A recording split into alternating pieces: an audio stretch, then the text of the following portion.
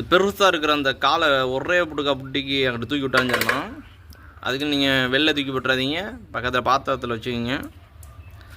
அப்புறம் பார்த்தீங்கன்னா இந்த சின்ன சின்னதாக இருக்கிற அந்த கொடுக்கெல்லாம் வந்துட்டு கட் பண்ணிடணும். ஏன்னா அது தேவையில்லாதது, அதில் ஒன்றும் இருக்காது.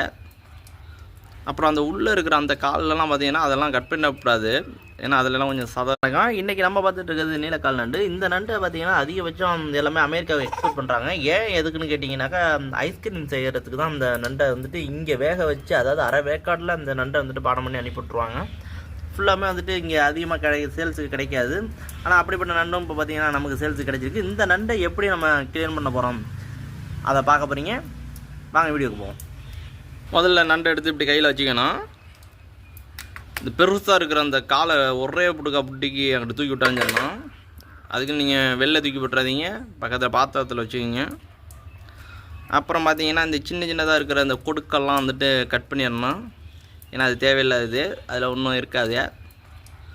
அப்புறம் அந்த உள்ளே இருக்கிற அந்த காலெலாம் பார்த்தீங்கன்னா அதெல்லாம் கட் பண்ணக்கூடாது, ஏன்னா அதிலலாம் கொஞ்சம் சதம் இருக்கும். அதெல்லாம் டேஸ்ட்டாக இருக்கும் குழம்புல ஊறுனுச்சுன்னா. இப்போ வந்து பார்த்திங்கன்னா இந்த மேலே பெருசாக இருக்குது பாருங்களேன், அந்த ஓடை தான் கலட்டி எடுக்கணும். இப்படி தான் சுத்தம் பண்ணணும். இப்போ பார்த்தீங்கன்னா இதில் வந்து இந்த தேவையில்லாத பாகங்கள், அதோட அழுக்கெல்லாம் இருக்கும், அதெல்லாம் நம்ம வந்துட்டு கொஞ்சம் கொஞ்சமாக சுத்தம் பண்ணி எடுத்துடணும். இந்த இப்போ எப்படின்னு நல்லா பார்த்துக்குங்க. இது மாதிரி பளிச்சுன்னு தெரிகிற மாதிரி க்ளீன் பண்ணிடணும். அதுக்கு சுத்தம் பண்ணும்போது பக்கத்துலலாம் போய் உட்காந்துடாதீங்க, நம்மளை நாரடிச்சு விடுவாங்க. இப்போ பின்பக்கம் இருக்கிற இந்த ஓடையும் எடுத்துடணும்.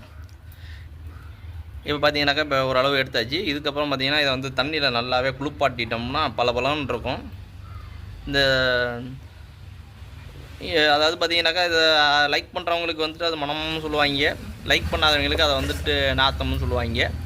உங்களுக்கு எப்படின்னு நீங்களே கமெண்ட் பண்ணிடுங்க.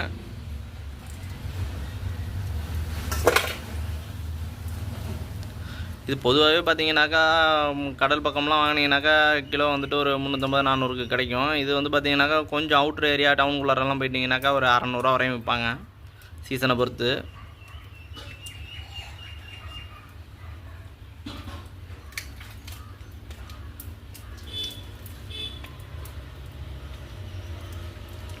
ஆனால் இதெல்லாம் டேஸ்ட்டுக்கு வந்து பார்த்திங்கன்னா பஞ்சமே இருக்காது, அந்தளவுக்கு டேஸ்ட் நல்லாயிருக்கும்.